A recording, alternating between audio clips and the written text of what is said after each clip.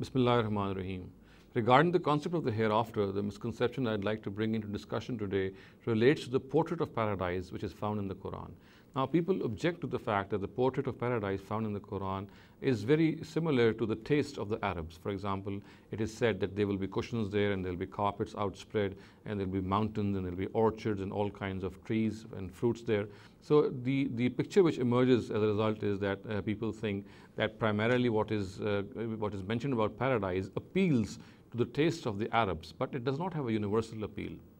Now, first of all, it needs to be understood that as far as paradise itself is concerned, the Quran, the primary statement of the Quran regarding paradise is different in it, and that is mentioned at a number of places in the Quran, and one can clearly see it that it states what shall happen in paradise, what the atmosphere shall be in paradise, and the words of the Quran are La khawfun alayhim wa lahum yahzanun, which actually describe the life of paradise, which means that people shall have no fear of the future and they will have no regrets of the past.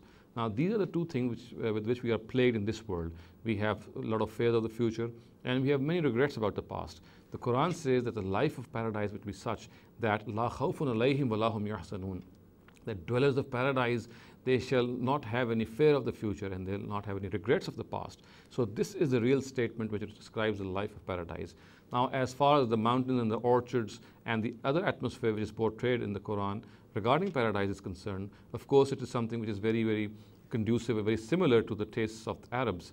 But then again, as I said, it is something which had to be there because we know that the Quran was revealed to the Arabs primarily. And this part of the Quran and this part of the statement about paradise had to be localized, had to appeal to the taste of the Arabs. However, another thing which needs to be understood is that there is a statement about paradise which is often found in the Quran at various places, and it is to the effect, وَلَكُمْ فِيهَا مَا تَشْتَهِي الْأَنفُسُكُمْ, which means that in paradise one shall get whatever one desires. So in other words, our desires, whatever they are, they shall be fulfilled in the hereafter. And if they are not mentioned in the Quran, then it does not mean that they shall not be fulfilled. Of course, what is mentioned in the Quran relates to its foremost addressees, and of course it also relates to this general atmosphere in paradise, which is the real atmosphere of the paradise, in which, as I said earlier on, there shall be no fears of the future and no regrets of the past.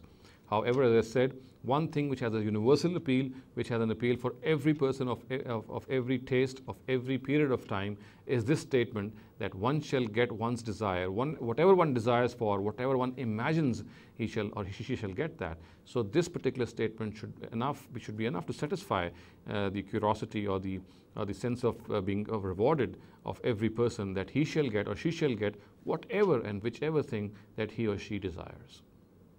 أقول قولي هذا واستغفر الله لي ولكم ولسائر المسلمين والمسلمات.